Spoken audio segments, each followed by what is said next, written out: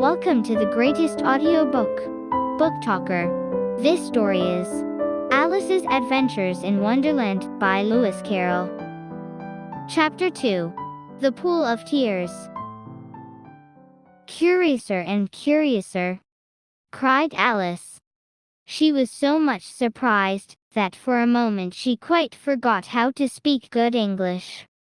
Now I'm opening out like the largest telescope that ever was did by feet. For when she looked down at her feet, they seemed to be almost out of sight, they were getting so far off. Oh, my poor little feet, I wonder who will put on your shoes and stockings for you now, dears. I'm sure I shan't be able. I shall be a great deal too far off to trouble myself about you. You must manage the best way you can. But I must be kind to them, thought Alice.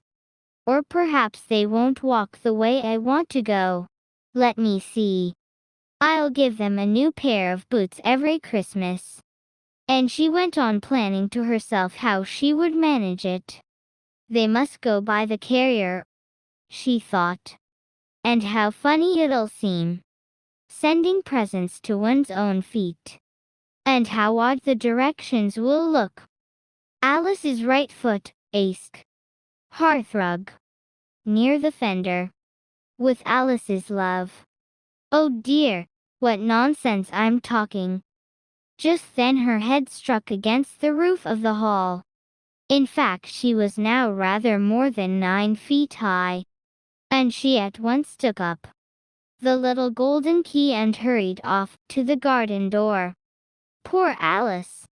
It was as much as she could do, lying down on one side, to look through into the garden with one eye.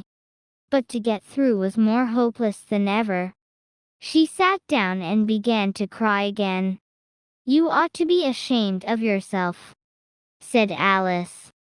A great girl like you. She might well say this. To go on crying in this way. Stop this moment, I tell you. But she went on all the same, shedding gallons of tears, until there was a large pool all round her, about 4 inches deep and reaching half down the hall. After a time she heard a little pattering of feet in the distance, and she hastily dried her eyes, to see what was coming. It was the White Rabbit returning, splendidly dressed, with a pair of white kid gloves in one hand and a large fan in the other. He came trotting along in a great hurry, muttering to himself as he came, Oh, the Duchess! The Duchess! Oh, won't she be savage if I've kept her waiting? Alice felt so desperate that she was ready to ask help of anyone. So, when the rabbit came near her, she began, in a low, timid voice, If you please, sir. The rabbit started violently, dropped the white kid gloves and the fan, and scurried away into the darkness as hard as he could go. Alice took up the fan and gloves, and, as the hall was very hot, she kept fanning herself all the time she went on talking. Dear, dear, how queer everything is today. And yesterday things went on just as usual. I wonder if I've been changed during the night? Let me think. Was I the same when I got up this morning? I almost think I can remember feeling a little different.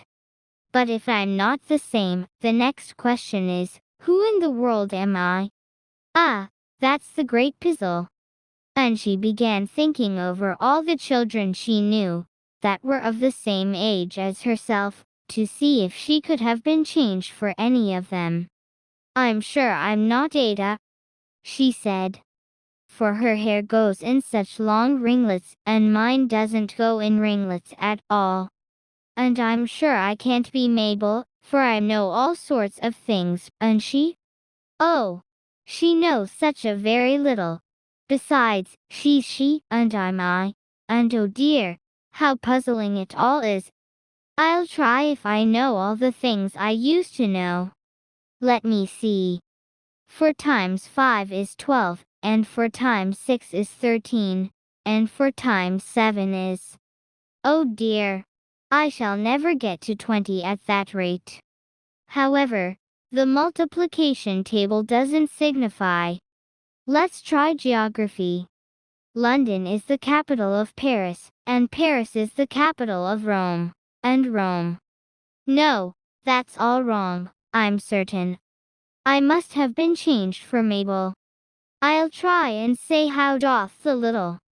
And she crossed her hands on her lap, as if she were saying lessons, and began to repeat it. But her voice sounded hoarse and strange, and the words did not come the same as they used to do. How doth the little crocodile improve his shining tail, and pour the waters of the Nile on every golden scale? How cheerfully he seems to grin, how neatly spreads his claws, and welcomes little fishes in with gently smiling jaws. I'm sure those are not the right words, said poor Alice, and her eyes filled with tears again as she went on. I must be Mabel, after all, and I shall have to go and live in that poky little house, and have next to no toys to play with, and, oh, ever so many lessons to learn. No, I've made up my mind about it. If I'm Mabel, I'll stay down here. It'll be no use their putting their heads down and saying, "Come up again, dear." I shall only look up and say, "Who am I then? Tell me that first. And then, if I like being that person, I'll come up. If not, I'll stay down here till I'm somebody else." But, oh dear, cried Alice with a sudden burst of tears, I do wish they would put their heads down. I am so very tired of being all alone here.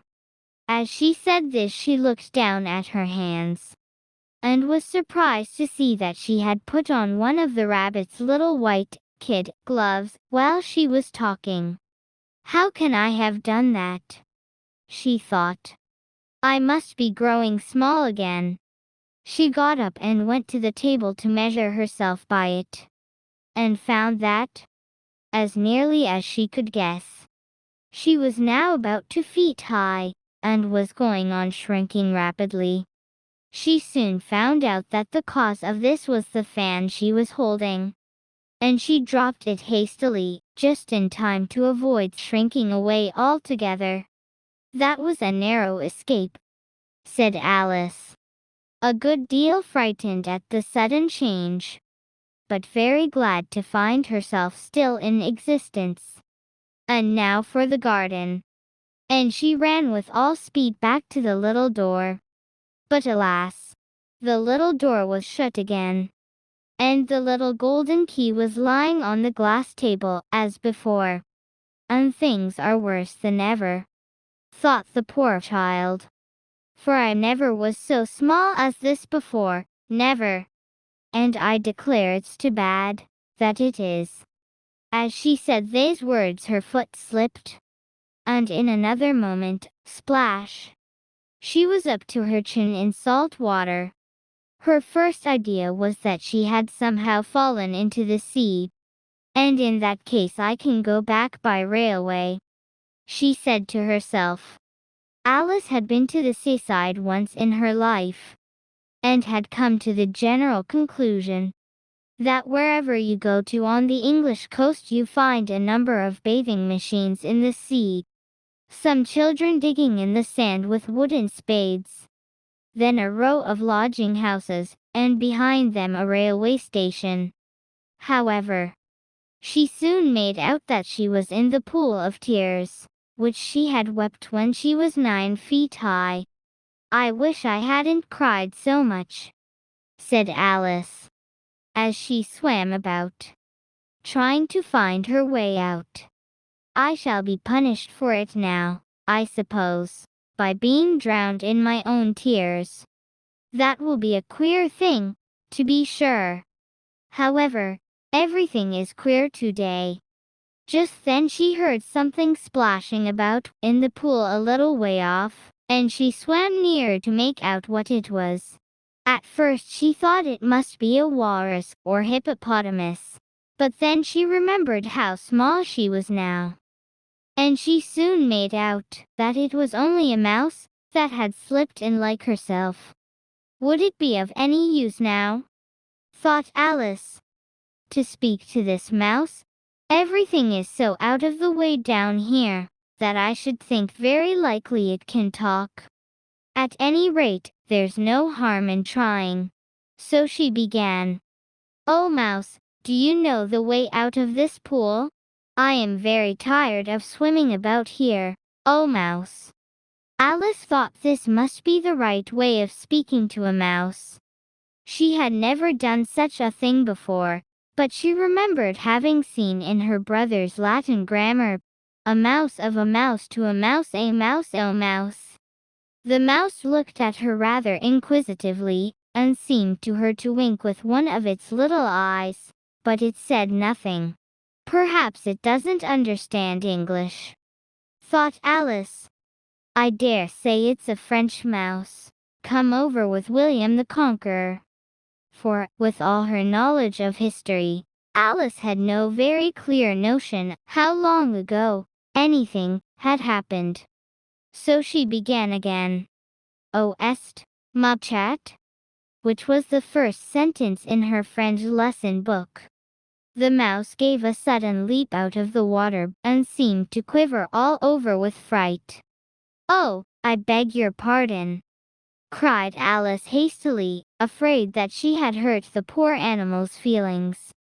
I quite forgot you didn't like cats. Not like cats, cried the mouse, in a shrill, passionate voice. Would you like cats if you were me? Well, perhaps not, said Alice in a soothing tone. Don't be angry about it. And yet I wish I could show you our cat Dinah. I think you'd take a fancy to cats if you could only see her. She's such a dear quiet thing. Alice went on, half to herself, as she swam lazily about in the pool. And she sits purring so nicely by the fire, licking her paws and washing her face. And she is such a nice soft thing to nurse. And she's such a capital one for catching mice. Oh, I beg your pardon, cried Alice again, for this time the mouse was bristling all over, and she felt certain it must be really offended. We won't talk about her any more if you'd rather not. We, indeed, cried the mouse, who was trembling down to the end of his tail. As if I would talk on such a subject. Our family always hated cats. Nasty, low, vulgar things. Don't let me hear the name again. I won't indeed, said Alice, in a great hurry to change the subject of conversation. Are you fond of dogs? The mouse did not answer, so Alice went on eagerly. There is such a nice little dog near our house I should like to show you. A little bright-eyed terrier, you know, with such long curly brown hair. And it'll fetch things when you throw them, and it'll sit up and beg for its dinner, and all sorts of things. I can't remember half of them. And it belongs to a farmer, you know, and he says it's so useful, it's worth £100. He says it kills all the rats and... Oh dear, cried Alice in a sorrowful tone. I'm afraid I've offended it again. For the mouse was swimming away from her as hard as it could go, and making quite a commotion in the pool as it went. So she called softly after it. Mouse dear, do come back again, and we won't talk about cats or dogs either, if you don't like them. When the mouse heard this, it turned round and swam slowly back to her. Its face was quite pale with passion, Alice thought. And it said in a low trembling voice, Let us get to the shore, and then I'll tell you my history. and you'll understand why it is I hate cats and dogs." It was high time to go, for the pool was getting quite crowded with the birds and animals that had fallen into it. There were a duck and a dodo, a lory and an eaglet, and several other curious creatures. Alice led the way, and the whole party swam to the shore. To be continued.